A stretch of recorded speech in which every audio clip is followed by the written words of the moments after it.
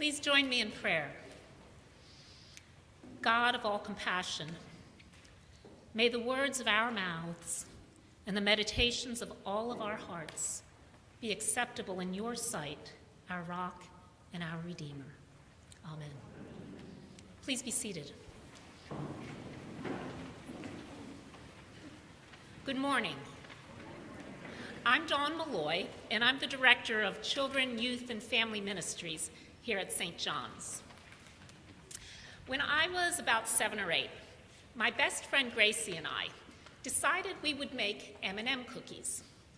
We pulled together the butter, baking soda, granulated sugar, brown sugar, eggs, vanilla, flour, M&Ms, and of course, salt.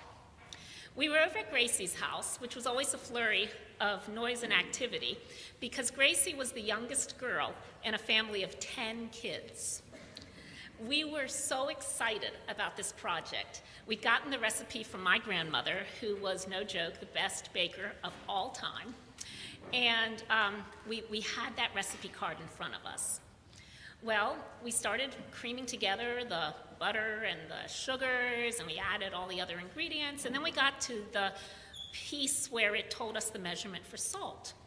And my grandmother decided to use shorthand, and she used two little lines underneath the measurement where the baking soda had been. And so Gracie and I looked at this, and we were a little perplexed. And so we thought, okay, what could that mean? Well, it has to mean like the most common measurement out there. It must mean the cup. So we put a cup of salt in the batter, and we proceeded. So Gracie's oldest brother, who was about the age of our J2A Youth today, came into the kitchen, storming in, said, "Cookies!" and grabbed the first cookie off of the hot baking sheet. He plopped it in his mouth, and you would never imagine how far a little bite of cookie could project across the kitchen. So there was absolutely not enough water in the world to get rid of that taste of salt from his mouth. Well, today in our gospel reading, we're in the middle of a 3-chapter sermon. We call it the Sermon on the Mount now, and it lays out Jesus' core teachings. It begins with the countercultural values that we call the Beatitudes. The values of God's kingdom, we learn, stand in stark contrast to the values of the world's power systems and status symbols. Weaknesses by the world's standards, things like meekness, humility, and poverty, are named as values, as they lead us to depend on God's mercy, grace, compassion, and love. This is the introduction to the paradoxical way of life that we ultimately see played out in the message of the cross, where death itself is swallowed up in abundant life. And now, Jesus tells his listeners that they are the salt of the earth. Salt. As we noted in the story of my early baking skill, salt's job in cooking is to enhance other flavors, not to steal the show like other seasonings like cayenne pepper might.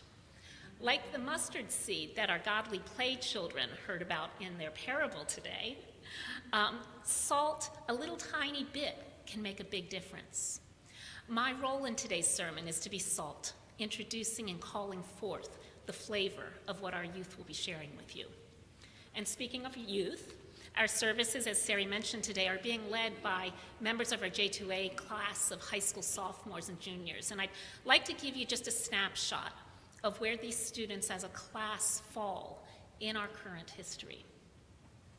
In March of 2020, when the world as we knew it shut down, this group of students was in 7th and 8th grades. The following school year, 2020 to 2021, when schools remained closed pretty much all year, they were in 8th and 9th grades in that transition of finishing middle school or starting high school And remember, this was all online. Now, consider what's supposed to happen at this stage of life, according to Erikson's theory of psychosocial development. Adolescence is the time in which we're to grapple with basic questions of identity, like, who am I? Who can I be?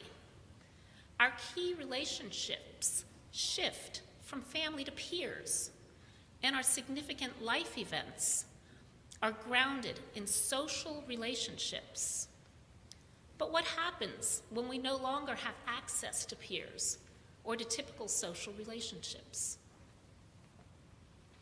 We continue to see the fallout faced by many children and teens who've lived through this pandemic.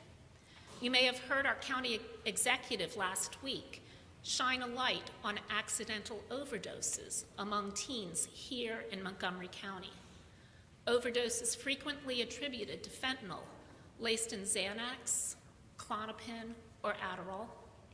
Medications that teens might purchase illegally, desperate to self-medicate anxiety and depression, or to boost performance in a culture where doing your best no longer seems like enough.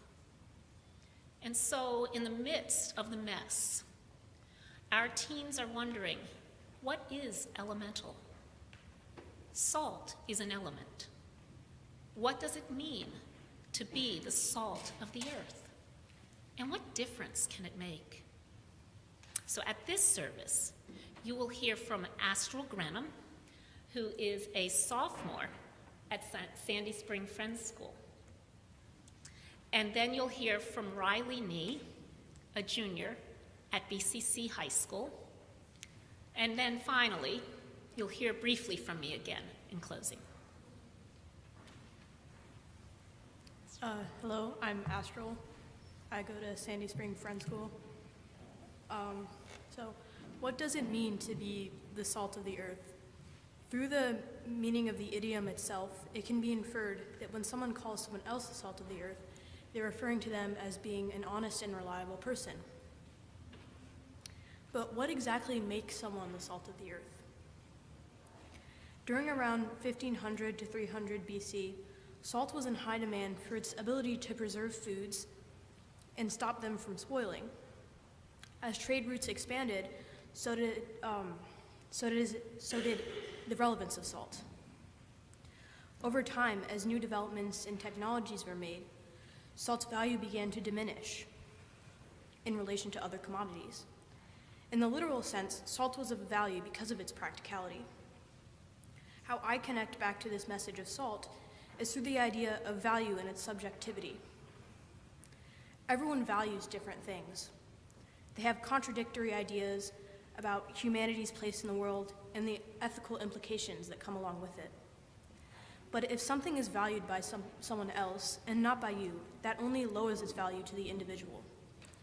If someone were to say something intended to be hurtful or harmful to you in another language, it would have little to no value to you because you can't understand what they're saying. You would just walk away confused and most likely forget about the interaction. That's because you add value to the words of others and they add hurt to them, hoping that you will add value to their hurt.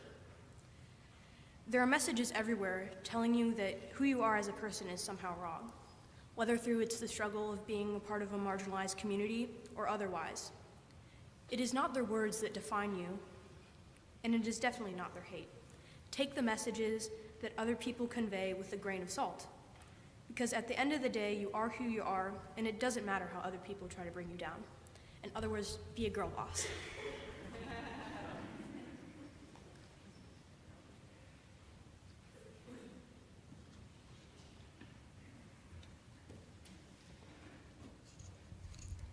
Being the salt of the earth means being dependable, showing up, adding subtle flavor where it's necessary. Salt works behind the scenes. Bread is an inherently salty food, but without the little bit of salt, it would taste completely wrong. Salt is the moral support, the sturdy, the stable, the simple, working to hold things together, check or enhance other flavors. To me, being the salt of the earth means having those basic human traits we're taught in elementary school. Share what you have, say sorry, help out your friends, provide comfort, listen, love. But somewhere between then and now, we tend to lose that saltiness. Or rather, maybe we just don't want to be salty anymore. I notice a lot of this around me attending public high school. I go to BCC with roughly 2,000 other teenagers. With that many kids in one place, there's so much room to slip between the cracks. Lose those dependable concrete traits that make us the salt of the earth. No one really notices if you don't show up for class or neglect to turn in your assignments. I just think small things are easier to shrug away in a sea of everybody's. It's too easy to just be nobody. And high schoolers can be ruthless. They're bad at sharing and quick with judgment. We can be selfish and cruel. There's not a whole lot of love between me and some of my peers, if I'm being honest. We don't have those same values that we were once taught. We've lost our saltiness.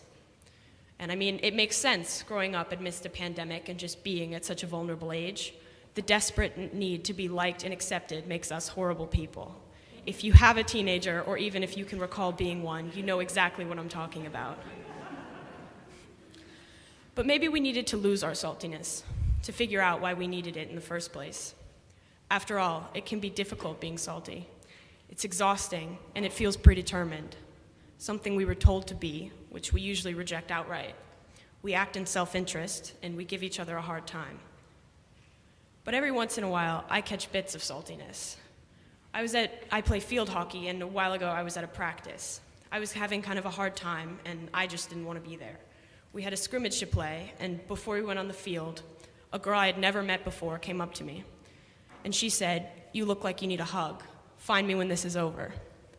I was startled and a little confused, but I sort of forgot about it as we played the game. And once practice was ending, I was packing up my stuff, sweaty and disgusting, and she reappeared. "You never came to get that hug," she said. I just laughed, unsure if she was serious or not. She then gave me one of the biggest and tightest hugs I have ever received. She said, "You just really looked like you needed it," before walking away. And I did. I didn't know that I did, but somehow she saw it. She acted on it.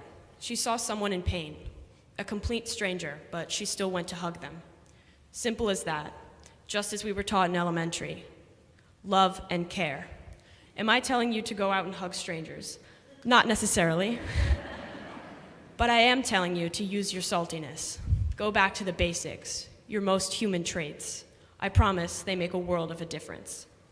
And I see the salt of the earth in this parish too. It's in a sign outside that says all are welcome, and hanging a diversity flag to signify that all are welcome. But it is living up to that sign and that flag to make sure that we all feel welcome here. It is found in answering the call when more is needed from this parish. I see action all around us here. So I challenge you to use your values not as a noun, but as a verb, an action word. Live up to the signs we post, the flags we wave. Live out the values we share. Transform words and what is said into something more tangible. Be a living, breathing example of what we claim is important. Stay salty, St. John's.